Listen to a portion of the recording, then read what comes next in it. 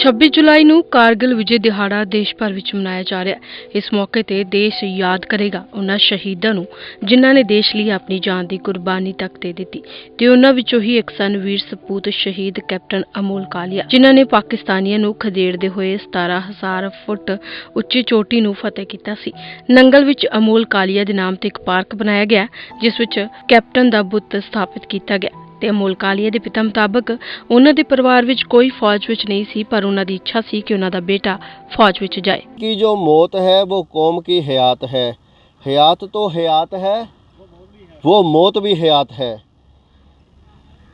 बिल्कुल मेरे पीछे जो तुसी दृश्य देख रहे हो, सूरवीर महान योद्धा शहीद कैप्टन अनमोल कालिया, कैप्टन अनमोल कालिया पार्क नंगल तो जो महान शहीद साडे जिला रूपनगर दे होए ने कारगिल युद्ध दे विच जिन्हां ने अपनी भारत की रक्षा करन दे लई, भारत की माँ की भूमि की रक्षा करन दे लई शहादतां दित्तियां ने।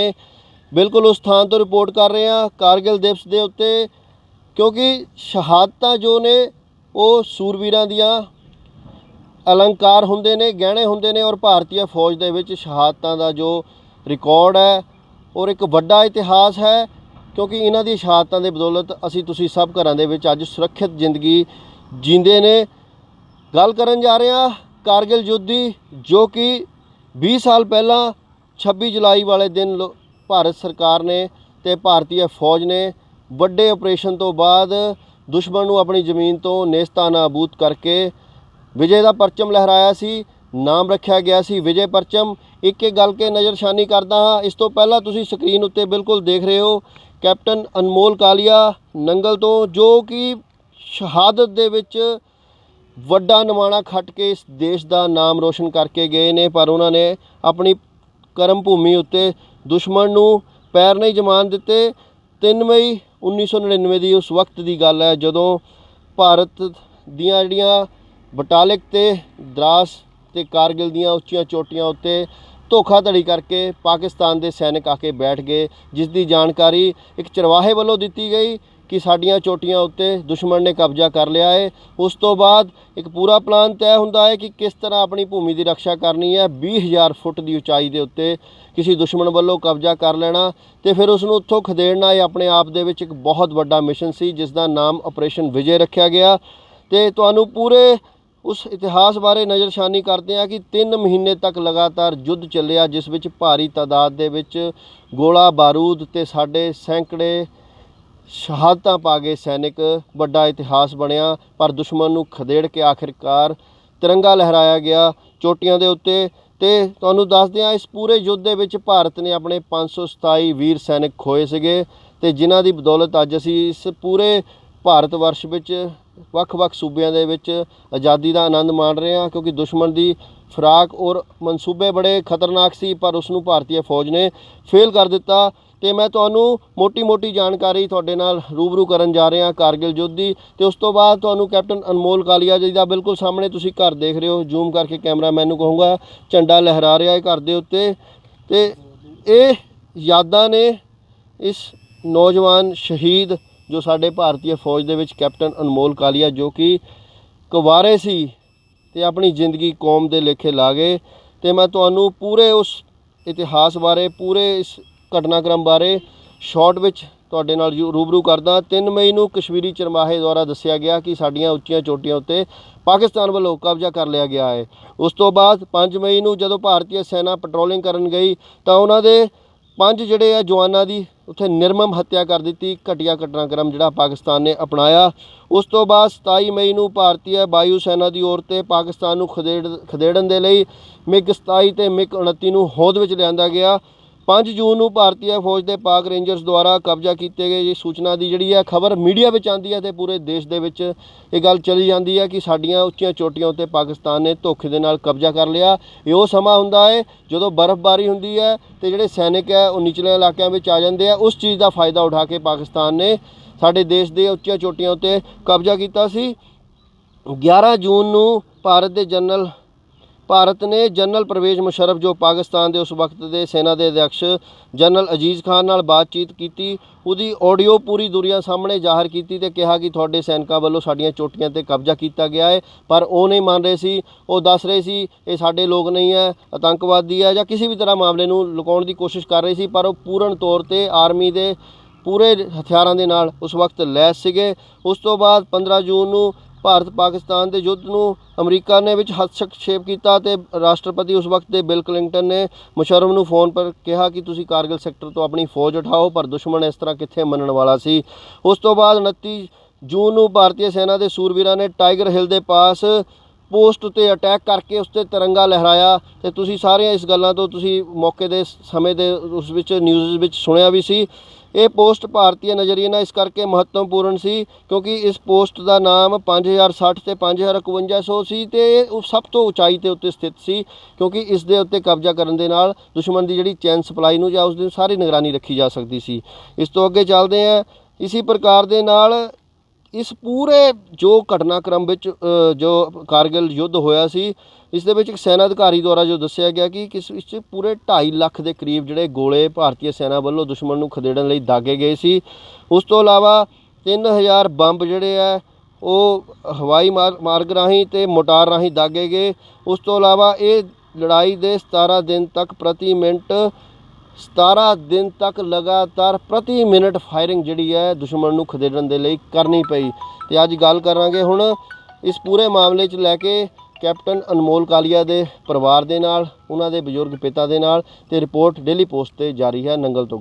9 ਜੂਨ 1999 ਨੂੰ ਜਦੋਂ ਕੈਪਟਨ ਅਨਮੋਲ ਕਾਲੀਆ ਦੇਸ਼ ਦੀ ਖਾਤਰ ਸ਼ਹਾਦਤ ਦਾ ਜਾਮ ਪੀ ਗਏ, ਉਸ ਸ਼ਹਾਦਤ ਦੇ ਜਾਮ ਪੀਤਿਆਂ 21 ਸਾਲ ਦਾ ਸਮਾਂ ਬੀਤ ਚੁੱਕਿਆ ਹੈ। ਸਾਡੇ ਨਾਲ ਮੌਜੂਦ ਨੇ ਉਹਨਾਂ ਦੇ ਪਿਤਾ ਸਤਪਾਲ ਕਾਲੀਆ ਜੀ, ਮਾਤਾ ਊਸ਼ਾ ਕਾਲੀਆ ਜੀ। ਪੂਰਾ ਦੇਸ਼ ਆਪਣੇ ਸ਼ਹੀਦਾਂ ਤੇ ਆਪਣੇ ਸੈਨਿਕਾਂ ਤੇ ਅੱਜ ਵੀ ਮਾਣ ਕਰ ਰਿਹਾ ਹੈ ਤੇ ਸ਼ਹਾਦਤ ਜੋ ਹੁੰਦੀ ਹੈ, ਜਿਸ ਤਰ੍ਹਾਂ ਮੈਂ ਪਹਿਲੇ ਦੱਸਿਆ ਸੀ, ਇਹ ਪੂਰੀ ਕੌਮ ਦੇ ਲਈ, ਪੂਰੇ ਦੇਸ਼ ਦੇ ਲਈ ਹੁੰਦੀ ਹੈ।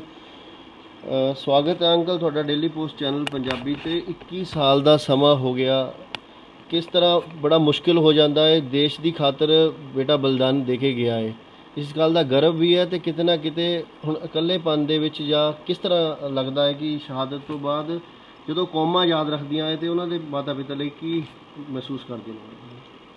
ਕੋਈ ਵੀ ਮਾਤਾ ਪਿਤਾ ਜਿਹਦਾ ਬੇਟਾ ਚਲਾ ਗਿਆ ਹੋਵੇ, ਜਵਾਨ ਬੇਟਾ, ਉਹ ਇਸ ਦੁੱਖ ਨੂੰ ਸਹਿਣਾ ਉਹਦੇ ਵਾਸਤੇ ਬਹੁਤ ਮੁਸ਼ਕਿਲ ਰਹਿੰਦਾ। ਉਹਦੇ ਵਾਸਤੇ ਤਾਂ ਹਰ ਦਿਨ ਉਹ ਜਾ ਰਿਹਾ ਜੀ। ਤੋ ਅਮੋਲ ਵਾਕਿਆ ਹੀ ਅਮੋਲ ਸੀਗਾ। ਬੜੀ ਗੱਲ ਹੈ ਕਿ ਉਹਨੇ ਮੇਰਾ ਕਹਿਣਾ ਮੰਨ ਕੇ ਫੌਜ 'ਚ ਗਿਆ। ਉਹਦਾ ਕੋਈ ਐਂਬੀਸ਼ਨ ਨਹੀਂ ਸੀਗਾ ਜੀ। It was my desire that he should join the army ਜੀ। ਕਿਉਂਕਿ +2 'ਚੋਂ ਇੰਜੀਨੀਅਰਿੰਗ ਵਾਸਤੇ ਵੀ ਸਿਲੈਕਟਡ ਥਾ, ਮੈਡੀਕਲ ਵਾਸਤੇ ਵੀ ਸਿਲੈਕਟਡ ਥਾ ਔਰ ਇਮੀਡੀਏਟਲੀ ਉਹ ਇਹਦੇ ਵਿੱਚ NDA ਵਾਸਤੇ ਵੀ ਸੀਗਾ।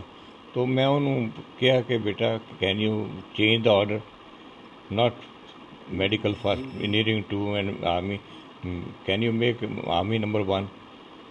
ਉਸ 18-17 ਸਾਲ ਦੇ ਬੱਚੇ ਨੇ ਇਹਨੇ ਮੈਨੂੰ ਪੁੱਛਿਆ ਪਾਪਾ ਵਾਈ? ਮੈਂ ਕਿਹਾ you will get maximum chances of service and minimum chances of corruption, you will serve the nation. This is what I want because I was a teacher, I was teaching the children of other people.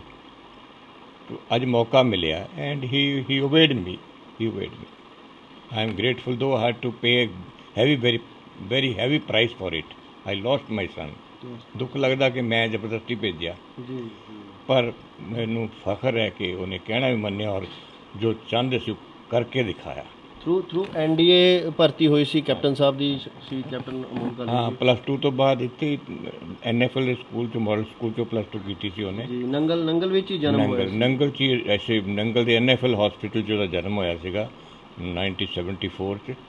ਤੇ ਇੱਥੋਂ ਇਸੇ school 'ਚੋਂ ਉਹਨੇ +2 ਕੀਤੀ ਸੀ ਔਰ +2 ਤੋਂ ਬਾਅਦ immediately ਹੀ Gat selected ਇਨ NDA। NDA ਤੋਂ ਬਾਅਦ ਇਮੀਡੀਏਟਲੀ 3 ਸਾਲ ਦੀ ਜੌਬ ਤੋਂ ਬਾਅਦ ਉਹ ਸ਼ਹੀਦ ਹੀ ਹੋ ਗਿਆ।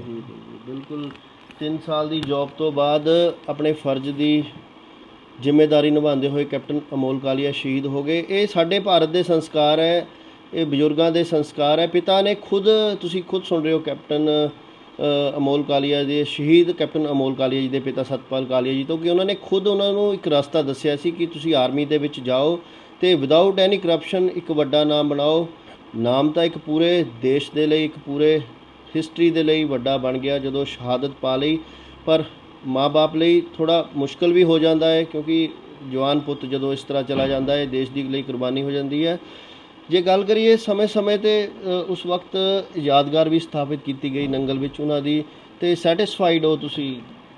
बिल्कुल बिल्कुल, मुझे किसी से कोई गिला नहीं है, जी। मैं संतुष्ट हूँ। देश ने जो दिया, समाज ने जो दिया, बहुत कुछ दिया है। वो जो उसने किया है उसके समरूप है, मैं बिल्कुल संतुष्ट हूँ। ਯਾਦ ਰੱਖ ਰਿਹਾ ਅੱਜ ਪੂਰਾ ਨੈਸ਼ਨ ਸ਼ਹੀਦਾਂ ਨੂੰ, ਇਹ ਵੀ ਵੱਡੀ ਇੱਕ ਜੀ। उसके बल्कि उसका बड़ा भाई भी उसको फॉलो करके फौज में गया है। अच्छा जी। वो बीटेक करके और प्राइवेट जॉब में था, तो जो उसने देखा कि मेरा छोटा भाई आर्म्ड फोर्सेस में यूनिफॉर्म में है, तो मैंने भी उसको कहा कि छोड़ दे यार ये नौकरी, why don't you try for army. तो वो एयरफोर्स में आज वो ग्रुप कैप्टन है, चंडीगढ़ पोस्टेड है। तो अमोल को देख के उन्होंने ज्वाइन किया था फौज। ਜੁਆਇਨ ਕੀਤਾ। ਤੁਸੀਂ ਖੁਦ ਸੁਣ ਸਕਦੇ ਹੋ ਸ਼ਹੀਦ ਕੈਪਟਨ ਅਮੋਲ ਕਾਲੀਆ ਜੀ ਦੇ ਪਿਤਾ ਤੋਂ ਕਿ ਦੂਸਰਾ ਬੇਟਾ ਵੀ ਆਪਣੇ ਭਰਾ ਦੀ ਸ਼ਹਾਦਤ ਤੋਂ ਪਿੱਛੇ ਹਟ ਕੇ ਜਾਂ ਪਿੱਛੇ ਕਿਸੇ ਗੱਲ ਤੋਂ ਪੈਰ ਨਹੀਂ ਪੱਟਿਆ। ਅੱਜ ਇੰਡੀਅਨ 에ਅਰ ਫੋਰਸ ਦੇ ਵਿੱਚ ਅੱਛੇ ਪਦ ਉੱਤੇ ਆਸੀਨ ਹੈ ਦੂਸਰਾ ਬੇਟਾ ਵੀ। ਇਹ ਪਰਿਵਾਰਕ ਜੇ ਹਿਸਟਰੀ 'ਤੇ ਆਪਾਂ ਗੱਲ ਕਰੀਏ ਤੇ ਕੋਈ ਪਹਿਲੇ ਵੀ ਆਰਮੀ ਦੇ ਵਿੱਚ ਤੁਹਾਡੇ? कोई ना मेरा बाप न फौज में ना मेरे पिता थे, ना मेरे और दादा थे। कोई भी फौज नहीं में मेरी पोस्ट में ये पहली ज्वाइनिंग है मेरा बेटे की। ਜੀ ਜੀ, ਖੁਦ ਸੁਣ ਸਕਦੇ ਹੋ ਕਿ ਫੌਜ ਵਿੱਚ ਪਰਿਵਾਰਕ ਪਿਛੋਕੜ ਨਹੀਂ ਸੀ, ਖੁਦ ਪਹਿਲੀ ਜੁਆਇਨਿੰਗ ਸੀ। ਖੈਰ ਮਾਣ ਹੈ ਸ਼ਹੀਦ ਦੇ ਪਰਿਵਾਰਾਂ ਉੱਤੇ, ਪੂਰੇ ਦੇਸ਼ ਨੂੰ, ਪੂਰੇ ਸਿਸਟਮ ਨੂੰ, ਕਿਉਂਕਿ ਸ਼ਹੀਦਾਂ ਦੀ ਜੇਕਰ ਬਲਿਦਾਨ ਦਿੱਤੇ ਨੇ ਅੱਜ ਤੁਸੀਂ ਸਾਰੇ ਅਸੀਂ ਘਰਾਂ ਦੇ ਵਿੱਚ ਸੁਰੱਖਿਅਤ ਬੈਠੇ ਨੇ। ਕੀ ਕਹਿਣਾ ਚਾਹੁੰਦੇ ਹੋ, ਸੰਦੇਸ਼ ਚਾਹੁੰਦੇ ਅਸੀਂ ਤੁਹਾਤੋਂ ਡੇਲੀ ਪੋਸਟ 'ਤੇ कि अगर ज़िंदगी विच मौका मिले देश के लिए की कदम? आप जिस भी काम पे हैं, जिस भी पोस्ट पे हैं, ईमानदारी से वो आप वहाँ पे काम करिए। ज़रूरी नहीं कि शहीद होने के पे आप देश की सेवा करते हैं। जिस भी हैं, आप अध्यापक हैं ठीक से पढ़ाइए, आप क्लर्क हैं ठीक काम करिए, आप जिस भी हैं अगर ईमानदारी से काम करेंगे तो वो देश की सेवा है। मेरा तो यही संदेश। बिल्कुल बिल्कुल, ये भारतीय फौज ਭਾਰਤੀ ਸੈਨਾ ਹੀ ਹੁੰਦੀ ਹੈ ਜਿਨ੍ਹਾਂ ਨੂੰ ਪਤਾ ਕਿ ਜਾਨ ਵੀ ਕਿਸੇ ਵੀ ਆਪਰੇਸ਼ਨ ਦੇ ਵਿੱਚ ਜਾਂ ਕਿਸੇ ਵੀ ਮੁਕਾਮ ਤੇ ਜਾ ਸਕਦੀ ਹੈ। ਇਮਾਨਦਾਰੀ ਇਹੀ ਹੁੰਦੀ ਹੈ ਕਿ ਆਪਣੇ ਫਰਜ਼ ਤੋਂ ਪਿੱਛੇ ਨਹੀਂ ਹਟਦੇ। ਬੇਸ਼ੱਕ ਸ਼ਹਾਦਤਾਂ ਹੋ ਜਾਂਦੀਆਂ ਨੇ ਪਰ ਉਹ ਸ਼ਹਾਦਤਾਂ ਆਉਣ ਵਾਲੇ ਸਮੇਂ ਦੇ ਲਈ ਸੁਨਹਿਰੀ ਅੱਖਰਾਂ ਦੇ ਵਿੱਚ ਯਾਦਾਂ ਲਿਖੀਆਂ ਜਾਂਦੀਆਂ ਨੇ। ਬੇਸ਼ੱਕ ਪਰਿਵਾਰਾਂ ਦੇ ਲਈ ਮੁਸ਼ਕਲ ਹੋ ਜਾਂਦਾ ਬਹੁਤ ਜ਼ਿਆਦਾ, ਪਰ ਕਿਤੇ ਨਾ ਕਿਤੇ ਸਮਾਜ ਤੇ ਪੂਰਾ ਦੇਸ਼ ਉਹਨਾਂ ਸ਼ਹਾਦਤਾਂ ਨੂੰ ਯਾਦ ਰੱਖਦਾ ਹੈ। ਤੇ ਵੱਡੀ ਗੱਲ ਜੋ ਬਜ਼ੁਰਗਾਂ ਦੇ ਬਿਲਕੁਲ ਤੁਸੀਂ ਸੁਣ ਰਹੇ ਸੀ ਸਾਹਮਣੇ ਆਈ ਹੈ ਕਿ ਆਪਣੀ ਇਮਾਨਦਾਰੀ ਔਰ ਸੱਚਾਈ ਨੂੰ ਹਮੇਸ਼ਾ ਹੀ ਅੱਗੇ ਰੱਖਣਾ ਚਾਹੀਦਾ ਹੈ ਜ਼ਿੰਦਗੀ ਵਿੱਚ ਜੇਕਰ ਕੋਈ ਵੀ ਮੁਕਾਮ ਹਾਸਲ ਕਰਨਾ ਹੋਵੇ। ਸਾਡੇ ਨਾਲ ਗੱਲਬਾਤ ਕਰਨ ਲਈ ਬਹੁਤ ਬਹੁਤ ਧੰਨਵਾਦ ਸਤਪਾਲ ਕਾਲੀਆ ਜੀ। धन्यवाद ਤੇ ਸਕਰੀਨ ਤੇ ਤੁਸੀਂ ਮਾਤਾ ਜੀ ਨੂੰ ਵੀ ਦੇਖ ਰਹੇ ਹੋ, ਮਾਤਾ ਜੀ ਊਸ਼ਾ ਕਾਲੀਆ ਜੀ ਜੋ ਕੈਪਟਨ ਅਨਮੋਲ ਕਾਲੀਆ ਜੀ ਦੇ ਮਾਤਾ ਨੇ। ਤੇ ਪੂਰੀ ਹਿਸਟਰੀ ਮੈਂ ਤੁਹਾਡੇ ਨਾਲ ਪਹਿਲਾਂ ਵੀ ਸਾਂਝੀ ਕੀਤੀ ਸੀ ਕਿ ਮਈ ਤੋਂ ਲੈ ਕੇ ਜੁਲਾਈ ਤੱਕ 3 ਮਹੀਨੇ ਤੱਕ ਜਿਹੜੀ ਹੈ ਇਹ ਪੂਰੀ ਵਾਰ ਕਾਰਗਿਲ ਵਾਰ ਜੋ ਚੱਲੀ ਸੀ, ਇਸ ਦੇ ਵਿੱਚ ਕੈਪਟਨ ਅਨਮੋਲ ਕਾਲੀਆ ਜੋ ਕਿ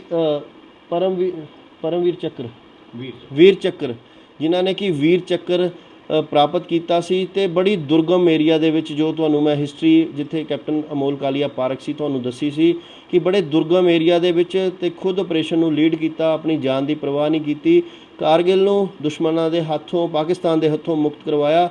ਪਰ ਇੱਕ ਵੱਡੀ ਗੱਲ ਹੈ ਕਿ ਜਿੱਥੇ ਪਾਕਿਸਤਾਨ ਵਰਗੇ ਦੇਸ਼ ਜਾਂ ਚਾਈਨਾ ਵਰਗੇ ਦੇਸ਼ ਆਪਣੇ ਲੋਕਾਂ ਦੇ ਮਾਰੇ ਜਾਣ ਨੂੰ ਸ਼ਹਾਦਤ ਵੀ ਨਹੀਂ ਦੱਸਦੇ ਤੇ ਉਹਨਾਂ ਦੀ ਸੰਖਿਆ ਵੀ ਨਹੀਂ ਦੱਸਦੇ, ਉੱਥੇ ਭਾਰਤ ਦੇ ਵਿੱਚ ਇਹਨਾਂ ਦੀਆਂ ਯਾਦਗਾਰਾਂ ਵੀ ਬਣਾਈਆਂ ਜਾਂਦੀਆਂ ਨੇ ਤੇ ਪੂਰਾ ਦੇਸ਼ ਨਮਨ ਕਰਦਾ ਇਹਨਾਂ ਦੀ ਸ਼ਹਾਦਤ ਵਾਲੇ ਦਿਨ ਦੇ ਲਈ। ਡੇਲੀ ਪੋਸਟ ਪੰਜਾਬੀ ਦੇ ਲਈ ਕੈਮਰਾਮੈਨ ਬਲਵੀਰ ਖਾਨ ਦੇ ਨਾਲ ਕੈਪਟਨ ਅਨਮੋਲ ਕਾਲੀਆ ਦੇ ਘਰ ਤੋਂ ਗੌਰਵ ਰਾਣਾ ਦੀ ਰਿਪੋਰਟ।